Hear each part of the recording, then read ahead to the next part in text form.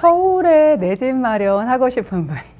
진짜 내 집 마련 하고 싶죠, 그쵸? 특히 경기도 외곽 저 끝에서 1시간 반, 막 심하게 2시간씩 출퇴근하시는 분들 진짜 인서울 내 집 마련 꿈이죠. 맞아요, 꿈 꿔야죠. 그래야지 꿈 일어나죠. 서울 근데 너무 비싸잖아. 이런 생각 들죠, 그죠? 이번에 반포 온베일리 새로운 서초의 대장 등극이죠. 야, 급이 다르긴 달라요. 반포의 원베일리는 아닐지라도 그렇게 신축이 될 아파트 아니면 신축이 될 집 좀 일찍 마련하면서 그래도 좀 상대적으로 저렴하게 마련을 했는데 재개발 재건축은 좀 빠르게 되는 그런 좀 정부에서 막 밀어주는 뭐 그런 거 없나?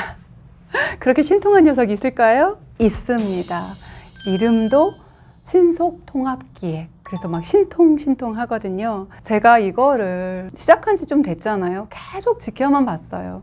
사실 이것에 대해서 섣부르게 말하기가 그런 게 정부의 기획안은 되게 괜찮은데 정말 저렇게 할까? 그리고 저 효과가 어떻게 나타날까? 그런 생각들을 많이 하다 보니까 쉽게 입에 올리질 못했는데 이번에 제가 나름 결론을 내렸습니다. 그리고 이런 분들이 하시면 너무 좋겠더라고요. 경기도 외곽에서 힘들게 출퇴근하시는 그분 중에서 일찌감치 인서울에 내 집 마련을 하시는데 정부에서 확실하게 도와주는 거다. 포인트 짚어보겠습니다. 신속통합기획. 처음에 이름이 공공기획이었어요. 이름이 너무 느낌 다르죠. 그래서 네이밍이 중요해요. 이 공공기획이라고 이름 했다가 왜 공공재개발, 공공재건축이 왜 말이 되게 많고 사람들이 싫어하고 이래서 이름을 확 바꿨어요. 사실 이 이름에 얘네들이 뭘 할지가 다 담겨 있거든요. 신속통합기획. 이렇게 읽으시면 안 돼요. 대부분 이 신속통합기획을 신속하게 한대, 되게 빠르게 하겠다 이런데 진짜 키워드는 신속통합기획입니다. 이 통합을 이해하면 이 녀석이 얼마나 똘똘한지를 알 수 있거든요. 모르신다고요? 제가 정리해 드릴게요. 제가 굉장히 오래 고민했어요. 여기 지금 바닥에 이렇게 막 깔려있는데 이걸 진짜 다 들어서 보여드릴 수도 없고 요거 쉽게 요런 포인트가 있으니까 이렇게 접근해 보시라. 그리고 이런 분들한테 정말 좋다. 제가 콕 집어 드릴게요. 먼저 신속통합기획 21년도 12월 28일에 예정지 발표가 있었어요. 이거 아직도 좀 구분 못 하시는 분들이 있는데 그때 발표된 게 신속통합기획 한다는 게 아니에요. 신속통합기획으로 될 수도 있는 예정지. 그게 처음 발표된 게 21군데인데 대표적인 게 창신승인. 여기 가보시면 대한민국 서울에 이런 곳이 있어? 정말 경사에 차 절대 못 들어가. 오토바이밖에 못 들어가고요. 굽이굽이 가다 계단에 잘못 가면 못 나오는 수가 있어. 막 이런 곳이거든요. 정말 여기 해줘야 되는. 그래서 처음에 지정된 곳은 대부분 다 되게 굉장히 낙후된 곳이 많았어요. 그래서 제가 그때도 입을 꼭 다물고 있었어요. 왜냐하면 여기 지정되면 토지거래 허가구역으로 묶여서 실거주할 사람밖에 안 되거든요. 그래서 저거 진짜 되긴 되겠는데 저거 어떻게 살면서 이런 생각 들고 그러니까 미리 들어가고 이러기는 하더라고요. 그럼 두 번째는 언제 지정이 됐냐면 22년 12월 30일 이때는 한 25곳 지정이 됐는데 그때는 좀 입지도 좋아요. 시장님이 이제 다시 당선이 되셔서 좀 힘을 얻으셨는지 마음껏 좀 입지도 좋고 조금 규모도 크게 송파의 역세권에 막 지정을 해주질 않나. 되게 괜찮은 곳이 꽤 돼서 그때 제가 눈이 탁 트였어요. 그러면서 23년 7월 올해 7월에 44곳이 예정지였다가 이제 진짜로 신속통합기획 지역으로 선정이 된 거죠. 이제 선정된 거예요. 구역 지정이 아니에요. 여긴 신속통합기획으로 할 거야. 이거랑 구역 지정이랑 또 달라요. 아직도 갈 길이 많아요. 그런데 진아이스가 그러면 오늘 이 얘기를 왜 하고 있느냐?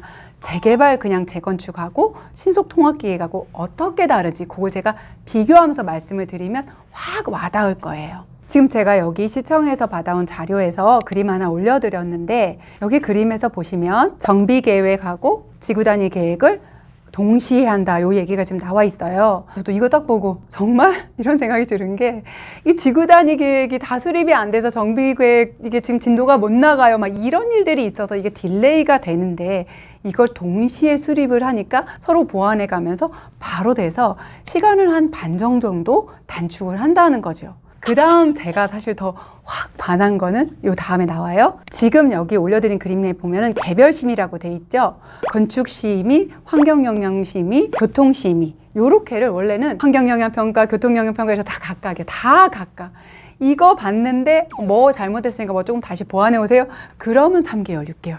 막 이러는 거거든요. 교통영향평가는 다 끝났는데 아직도 환경영향평가 안 끝나서 기다리고 있고 막 이런 식인데 이거를 새로 올려드린 그림 보시겠어요? 건축, 교통, 환경을 통합해서 한꺼번에. 제가 깜짝 놀랐어요.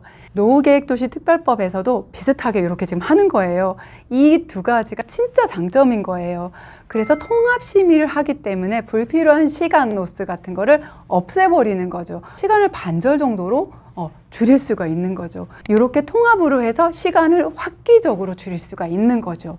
야, 이거 정말 제가 눈이 번쩍 뜨였습니다. 그러면 뭐 재개발재건축 조합 설립 단계부터 10년이라고 하니까 한 5년이면 신속통합은 다 되는 거야? 그렇지 않은 것도 있죠. 이 모든 거는 행정적인 거. 그러니까 지방자치단체하고 교류해서 허가를 받아야 되거나 하는 부분들에 대해서는 지방자치단체에서 통합심의나 이런 것을 통해서 시간을 단축할 수 있는데 물리적인 시간이 무조건 들어가야 되는 거 그건 어쩔 수가 없죠. 조합원 분양신청 이런 거는 뭐 어떻게 빨리 한다고 할 수 있지만 이주하고 철거하고 착공 시작해서 완공까지 이거는 빨리 지어 3년 말고 3개월에 지어 이런다고 안 돼요. 이건 부실시공 수준이 아니라 아파트를 지을 수가 없죠. 물리적인 시간 꼭 필요한 것들이잖아요. 그게 아무리 짧게 잡아도 5년 정도가 꼭 필요하죠.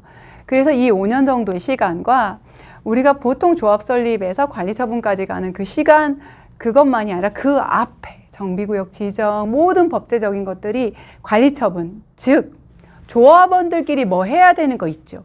그거를 공권력으로 어떻게 빨리 밀어붙이게 하지 않고 그 부분을 우리가 보통 재개발 재건축에서 관리처분 이후 단계들이 있잖아요. 늘 말하는 이주하고 철거하고 아파트 짓는 거. 그 전에 행정적인 것을 같이 해야 되는 부분에서는 공격적으로 지원해 주겠다. 시간 반절로 줄여주겠다. 이렇게 생각하시면 됩니다. 그럼 지금 신속통합기획 예정지였다가 신속통합기획으로 지정된 이 상태에서 그럼 완공까지 얼마 정도 생각해야 되느냐? 저는 그래도 10년 이상. 그래도 이게 굉장히 짧은 거예요.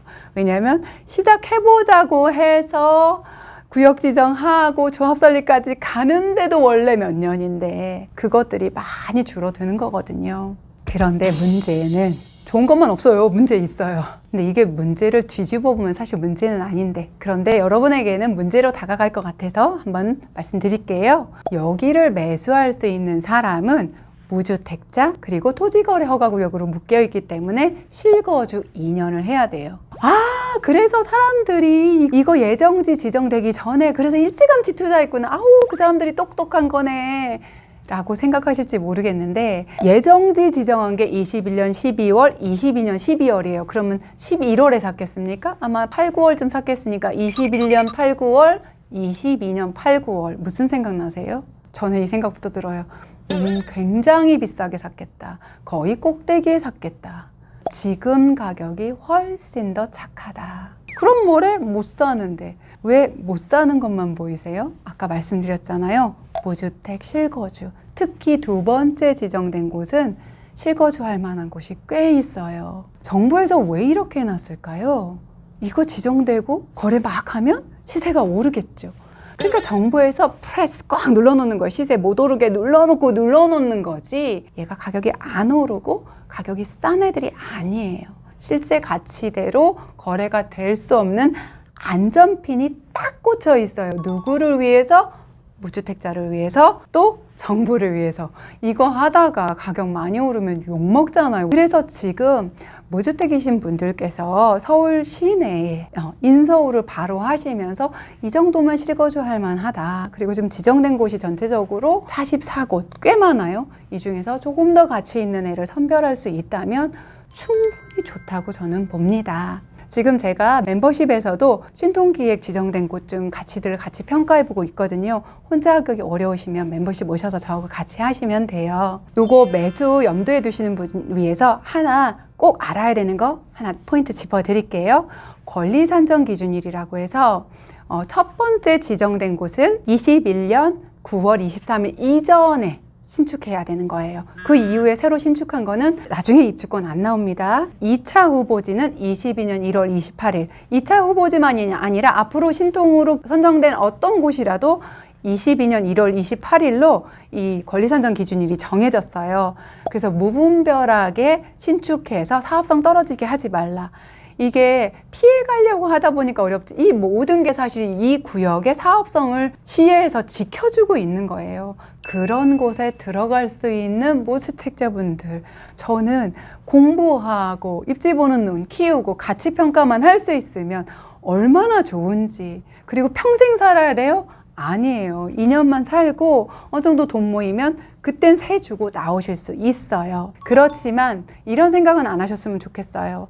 한 4, 5년 가지고 있다 시세 오르면 팔아야지. 요거는 조금 좋은 생각이 아닌 게 뭐냐면 역시 무주택 실거주가 매수할 수 있기 때문에 시세가 눌림당할 확률이 굉장히 높으니까 물론 팔 수는 있어요. 팔 수 없다는 뜻이 아니에요. 그렇지만 실질적으로 마지막까지 가져갔을 때 그 시세 상승하고는 비교가 안 될 거다. 그래서 조금 장기 프로젝트로 생각하고 한 번에 인서울 할 수 있어요. 누구만? 무주택자 2년 실거주 가능한 분만. 정부에서 뭔가를 내놓으면 그걸 어떻게든지 비집고 들어가서 예정지 선정하기 전에 먼저 들어가서 그렇게 발빠르게 움직였는데 알고 봤더니 고점에 샜네. 지금 결론이 그렇게 났잖아요. 오히려 지금같이 시장이 잠잠하고 이런 규제 때문에 아무나 못 들어오는 그런 곳을 공부하고 들어갈 수 있는 사람이 나중에 웃는 사람이 되는 겁니다. 지나이스하고 함께 가시는 분 중에는 그렇게 나중에 웃는 분이 점점 많아질 거예요. 저하고 같이 가요. 정리 한번 해볼까요? 신속 통합기획 절차를 간소화해서 정말 빠르게 사업 진행 가능합니다. 단 무주택 실거주자 2년 가능하신 분만 매수 가능하니까 무주택이신 분들 실거주 가능한 분에게는 기회이니까 공부합시다. 누구하고? 저하고 같이 해야죠. 함께 합시다. 구독, 좋아요 눌러주시고 알람 설정해서 다른 소식들도 빠르게 받아보세요. 오늘도 미라클